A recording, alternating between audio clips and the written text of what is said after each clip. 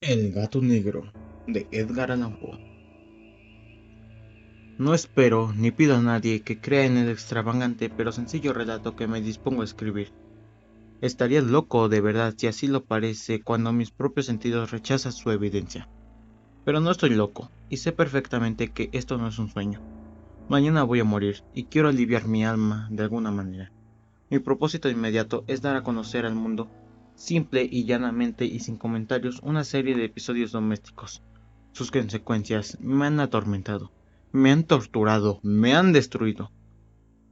Sin embargo, no intentaré interpretarlos. Para mí han sido horribles, pero a muchos les parecerán más barcos que horribles. En un futuro, tal vez surja alguien cuya inteligencia reduzca mis fantasmas a personas comunes, una inteligencia más sosegada, más lógica y mucho menos excitable que la mía, capaz de ver las circunstancias que voy a detallar con temor solo una simple sucesión de causas y efectos de carácter natural. Me distinguí desde la infancia por mi docilidad y humanidad de carácter. La ternura de mi corazón era tan evidente que me convertía en el objeto de burla de mis compañeros. Sentía sobre todo un gran cariño por los animales y mis padres me permitían tener una gran variedad. Pasaba con ellos la mayoría de mi tiempo y nunca era tan feliz como cuando los alimentaba y los acariciaba. Esta cualidad de mi carácter creció conmigo y al llegar a la madurez me proporcionó una de mis principales satisfacciones.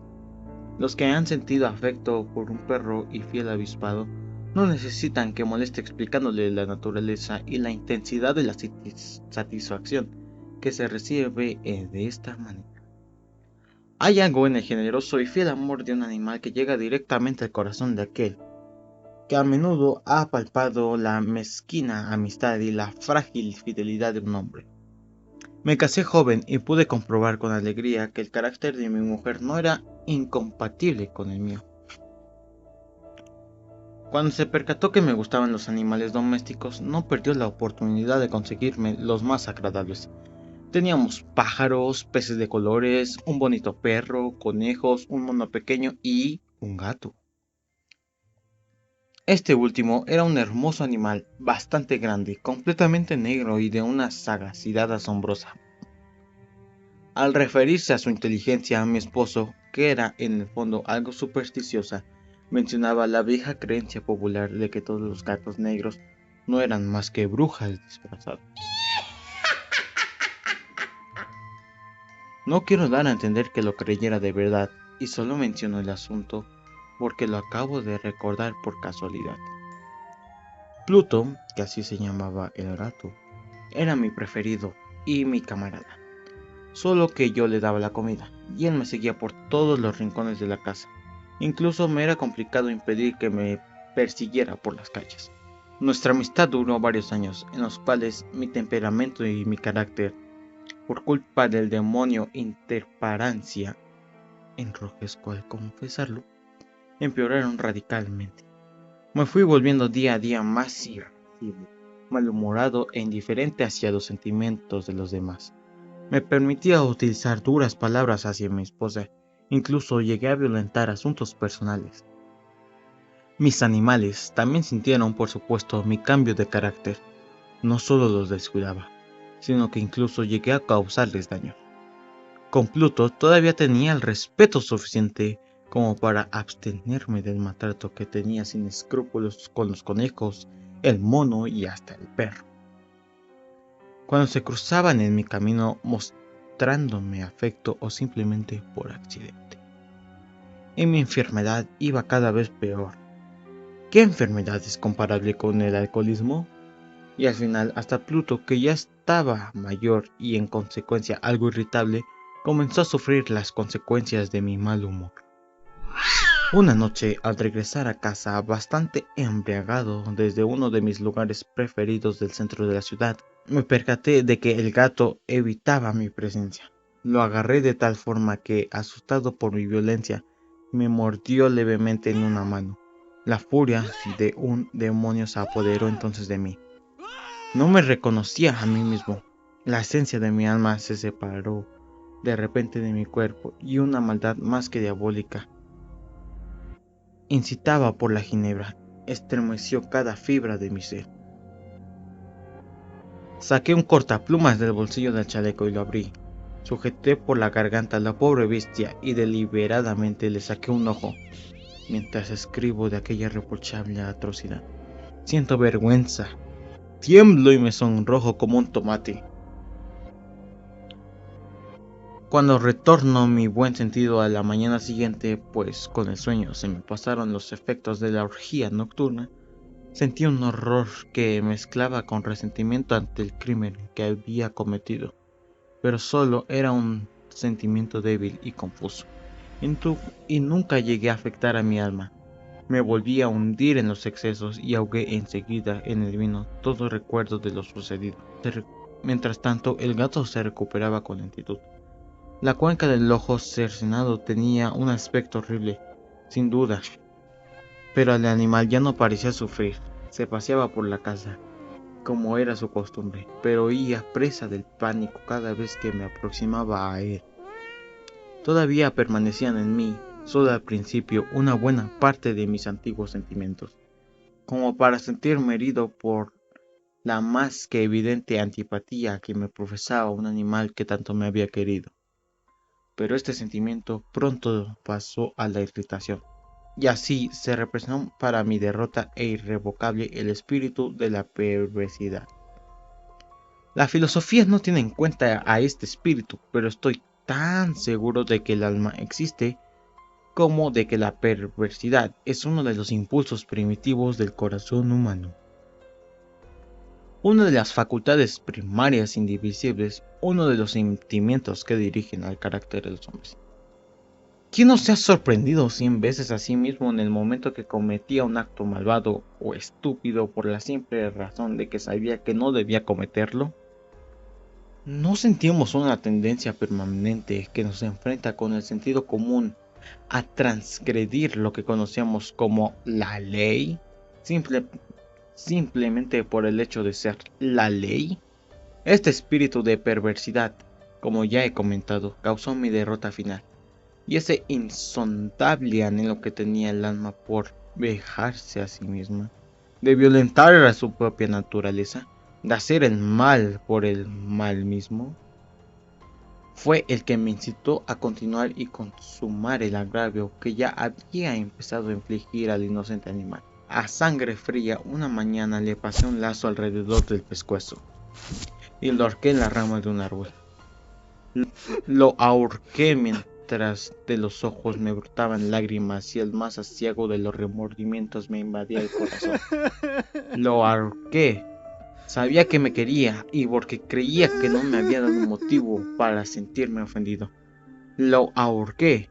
Era consciente de que al hacerlo cometía un pecado mortal que pondría en peligro mi alma y llevaría, si eso fuese posible, fuera del alcance de la misericordia del Dios más misericordioso y terrible. La noche de aquel día en que cometí ese acto tan cruel, me desperté a los gritos de ¡Fuego! Estaba en llama la cortina de mi casa. Ardía toda la casa. Con grandes esfuerzos logramos escapar del fuego, mi esposa, un criado y yo mismo. Todo quedó destruido. Se perdieron todos mis bienes terrenales y desde ese momento no me quedó otro remedio que la resignación. Me acuerdo por encima de intentar buscar una relación de causa y efecto entre el incendio y la atrocidad que cometí. Únicamente me limito a relatar una cadena de hechos sin dejarme un solo eslabón. Al día siguiente del desastre visité las ruinas. Se habían desplomado todas las paredes, excepto una. Solo quedaba en pie un tabique, de escaso espesor, en el centro de la casa, y contra el que se apoyaba la cabecera de mi cama. El yeso del tabique había soportado en cierta medida las inclemencias del fuego, lo que atribuí a su aplicación reciente. Una apretada muchedumbre se reunía alrededor de esa pared, y varios sujetos parecían examinar una parte de la misma minuciosamente y con atención. Palabras como extraño, raro y otras parecidas despertaron mi curiosidad. Me acerqué al lugar y vi como en la blanca superficie grabada en bajo relieve, estaba la figura de un gigantesco gato. La imagen tenía una precisión verdaderamente extraordinaria. Había una cuerda alrededor del cuello de ese animal. Al descubrir esta aparición, porque no podía considerarla otra cosa, me dominaron el asombro y el terror extremo, pero la razón vino en mi ayuda. Recordé que el gato había quedado ahorcado en el jardín cerca de la casa. Al sonar la alarma del incendio, el jardín fue invadido de inmediato por la gente y alguien debió cortar la cuerda y tirar al animal por la ventana abierta dentro de mi habitación. Seguro que lo hicieron con la intención de despertarme. Posiblemente la caída de las otras paredes comprimió a la víctima de mi crueldad en la masa de yeso recién aplicada, y la cal, junto a las llamas y el amoníaco que desprendió el cadáver, habían producido la imagen tal y como se podía observar. Aunque estas explicaciones pudieron satisfacer a mi razón sobre el asombroso suceso que acabo de relatar, no lo hicieron a mi conciencia, y lo ocurrido no tardó en impresionar profundamente a mi imaginación. No pude librarme del fantasma del gato durante meses, y en todo este tiempo mi espíritu experimentó un vago sentimiento que recordaba al remordimiento. ¿Pero qué no era tal? Llegué hasta lamentar la pérdida del gato y a buscar en los viles lugares que solía frecuentar otro animal de la misma especie y lo más parecido, que pudiese ocupar su lugar. Una noche, sentado, medio borracho, en una pestilente taberna, me llamó de pronto la atención un objeto negro posado en uno de los grandes barriles de ginebra o de ron, que formaba el principal mobiliario del bar. Durante varios minutos estuve observando la parte superior del tonel, y lo que me sorprendió fue el hecho de no haber advertido antes la mancha negra que se hallaba allí encima. Me aproximé y lo acaricié con la mano. Era un gato negro, un gato muy grande, tan grande como Pluto, y muy parecido a él en todos aspectos, salvo en uno. Pluto no tenía ni un pelo blanco en el cuerpo, pero este mostraba una mancha blanca, grande e indefinida, que le cubría la mayor parte del pecho. Cuando lo toqué, se levantó de un salto y comenzó a ronronear fuertemente. Se restregó contra mi mano y me mostró encadenado con mis atenciones. Era el animal que estaba buscando. De inmediato le propuse al tabernero comprárselo, pero me contestó que él no era el dueño, que no sabía nada sobre el felino y que no lo había visto nunca hasta ahora. Seguí acariciando al gato y cuando me lo preparé para marcharme a casa, se mostró dispuesto a acompañar. Se lo permití, inclinándome a ratos para acariciarlo mientras caminaba a mi vera.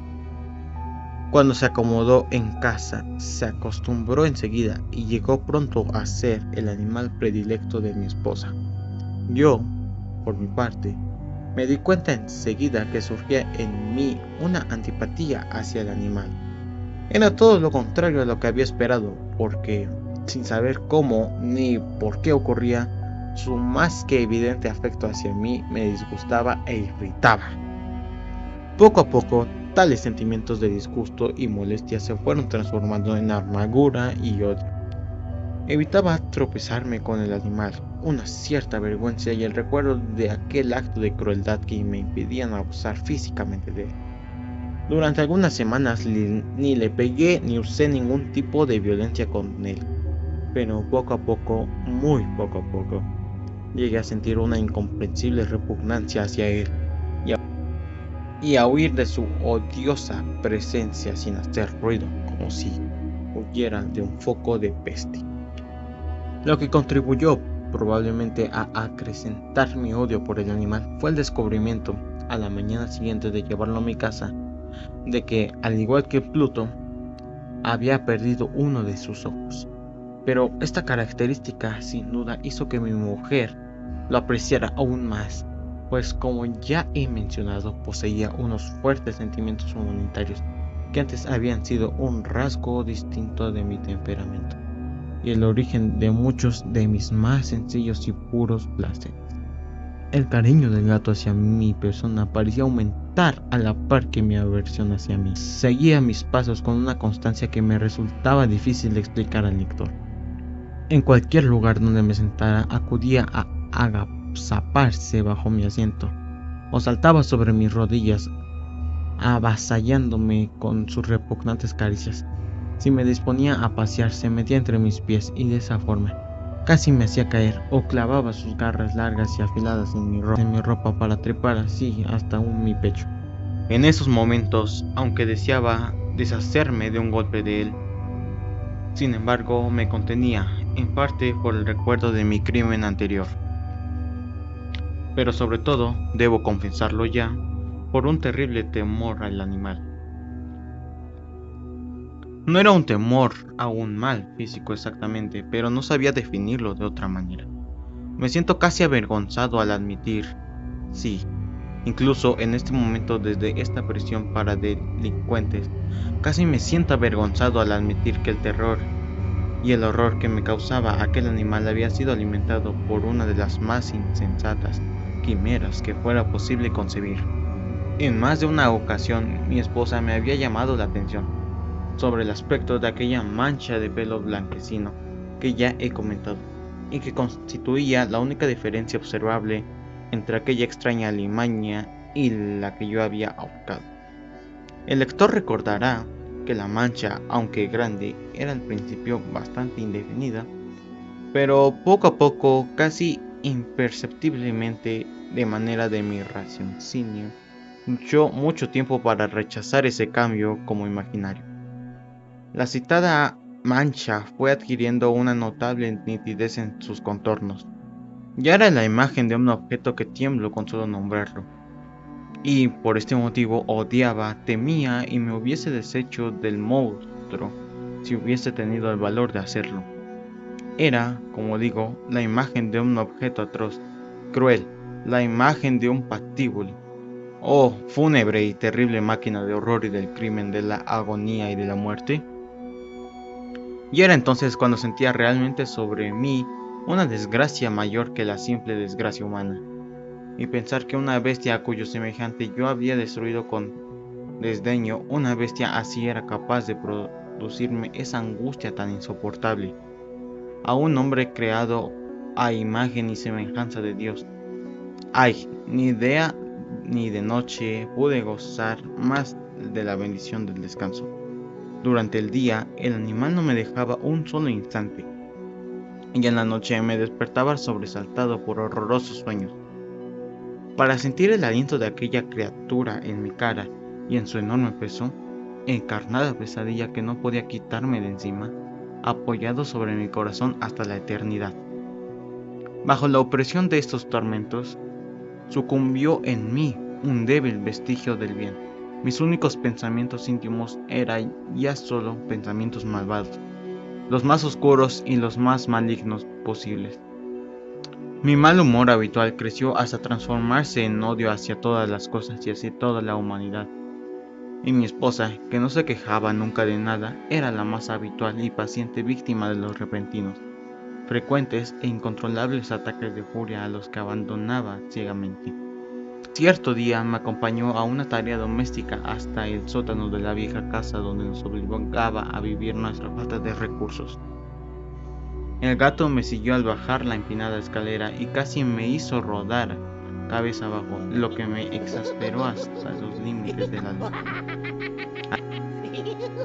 Alcé un hacha y olvidé en mi furor aquel temor infantil que había detenido mi mano hasta entonces, y lancé un golpe que bien hubiera causado la muerte instantánea del animal de haber golpeado donde planeaba.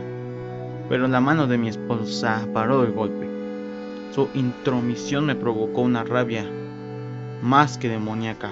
Logré soltar mi brazo de sus manos y le clavé el hacha en la cabeza. Cayó a mis pies, muerta sin el más leve quejido. Perpetrado el horrible asesinato, me ocupé con sangre fría en la tarea de ocultar el cuerpo. Sabía que no debía sacarlo de la casa, ni de noche ni de día, porque corría el riesgo de que me vieran los vecinos. Tuve varias ideas. Al principio pensé en cortar el cadáver en pequeños trozos y quemarlos en el fuego. Luego pensé en cavar un agujero en el suelo del sótano. También reflexioné sobre si debía arrojarlo al pozo del jardín o meterlo en una caja como si se tratase de una mercancía. Y siguiendo el procedimiento habitual, llamar a un mozo de cuerda para que se lo llevase de la casa. Al final encontré una solución que me pareció mejor que las anteriores. Decidí emparedar el cadáver en el sótano, tal como se afirma que los monjes de la Edad Media hacían con sus víctimas. El sótano era perfecto para ese propósito. Sus paredes no se habían construido con solidez y le habían aplicado una extensa capa de yeso que la humedad ambiental nunca había dejado de endurecer. Una de las paredes, además, tenía una especie de saliente, debido a una falsa chimenea que se había rellenado de manera que no desentonara con el resto del sótano. No dudaba de poder quitar con facilidad los ladrillos de esa parte, introducir el cadáver y dejarlo todo tapado como antes, de modo que mirada alguna pudiese percibir nada sospechoso. No me equivoqué en mis cálculos. Con una palanqueta saqué los ladrillos con facilidad y coloqué con sumo cuidado el cuerpo contra la pared interior. Lo apuntalé en aquella posición y sin apenas dificultad pude volver a colocar los ladrillos en su posición original. Me procuré argamasa, arena y cerna y preparé con el mayor cuidado un yeso que no se podía distinguir del antiguo. Revocando con mucho cuidado, de nuevo, el enladrillado. Cuando terminé, sentí el orgullo de que todo hubiera quedado bien. En la pared no había la menor señal de que se hubiese alterado. Recogí los desechos del suelo con el mayor de los cuidados. Y así, triunfantemente, miré a mi alrededor y me dije, por lo menos aquí no he trabajado en vano. Mi siguiente paso fue buscar a la bestia responsable de tanta desdicha, porque ya estaba firmemente decidido a matarla. Si hubiese podido hallar al gato en ese momento, su destino se hubiese sellado para siempre. Pero parece ser que el astuto animal, alarmado por la violencia de mi última salida de tono, se negaba a aparecer mientras yo no cambiara mi mal humor. No es posible describir o imaginar el profundo sentimiento de alivio que la ausencia del odiado animal llevó a mi espíritu.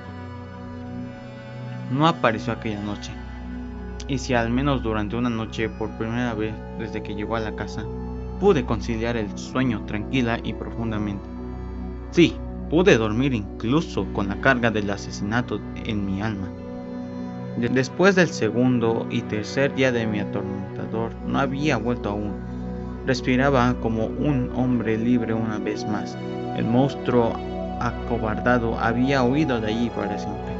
No lo volvería a ver nunca más. Mi felicidad era tremenda. La culpa de mi sucia acción poco me preocupaba. Se hicieron algunas pesquisas, pero se hallaron respuestas con facilidad. Incluso registraron en la casa y se descubrió. Por supuesto, nada.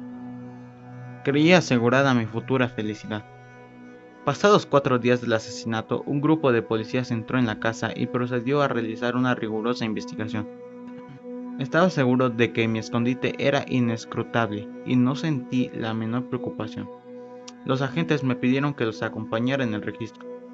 No dejaron sin revisar rincón o escondite alguno. Al fin bajaron al sótano por tercera o cuarta vez. No me temblaba ni un solo músculo. El corazón me latía con tranquilidad, como el de quien no duerme inocentemente. Di paseos de un lado al otro del sótano. Crucé los brazos en el pecho y me puse a dar vueltas sin preocuparme. Los policías se quedaron totalmente satisfechos y se disponían a marcharse. Mi alegría era muy grande para poder reprimirla. Ardía de ganas de decirles algunas palabras en señal de victoria y de redoblar su convicción sobre mi inocencia. Caballeros, dije, por fin, mientras el grupo subía por la escalera. Me alegra haber disipado sus sospechas. Les deseo felicidad a todos y algo más de cortesía. Por cierto, caballeros, están en una casa muy bien construida. En mi fuerte deseo de hablar con naturalidad, no me percibí adecuadamente de mis palabras. Me permito afirmar que es una casa de excelente construcción. Estas paredes... ¿Ya se van ustedes, caballeros? Estas paredes tienen una solidez envidiable. y entonces, dejándome llevar por mis fanfarronadas, golpeé fuertemente con el bastón que llevaba en la mano sobre la misma porción de pared de ladrillo de atrás de la que se llevaba el cadáver de la mujer de mi alma. Que Dios me proteja y me libre de las garras del demonio. Apenas se silenció la repercusión de mis golpes. Una voz me contestó desde dentro de la tumba.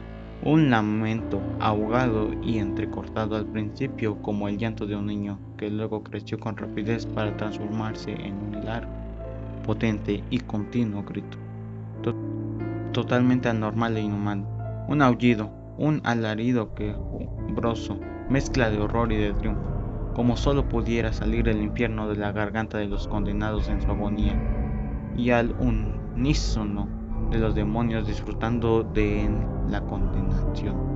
Sería un disparate hablar de mis pensamientos en ese momento. Presa de un desmayo, di unos pasos tambaleantes hacia la pared de frente. El grupo de hombres en la escalera se quedó inmóvil por un instante, presa de un espantoso terror sin límites. Al rato, una docena de brazos fuertes trabajaban en la pared. Cayó de una sola pieza. El cadáver, ya bastante corrompido y cubierto de sangre coagulada, apareció de pie ante los ojos de los espectadores, sobre su cabeza con la boca roja abierta y el ojo de fuego solitario.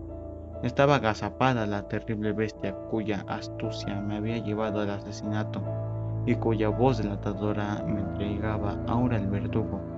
Había emparedado al monstruo en la tumba.